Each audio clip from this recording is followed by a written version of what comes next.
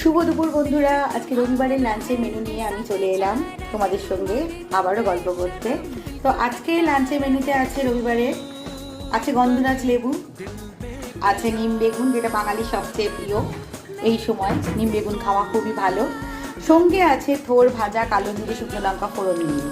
আছে দেখো গরম গরম একদম ধোয়া ওঠা ভাত। আর সঙ্গে আছে, এখানে কি হচ্ছে দেখতে পাচ্ছ, একদম ফুটছে। শরীরটা ভালো ছিল না, সকাল থেকে একটু শুয়েই ছিলাম। তো সিম্পল রান্না, মাটন হচ্ছে এখানে, মাটনের গরম গরম ঝোল ফুটছে। সঙ্গে আছে থোড় ভাজা আর নিম বেগুন। এই ছিল আজকের আমার লাঞ্চের মেনু।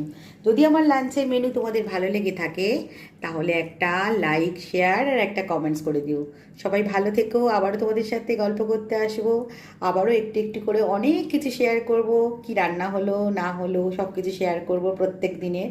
তোমরা সবাই ভালো থেকো, সুস্থ থেকো।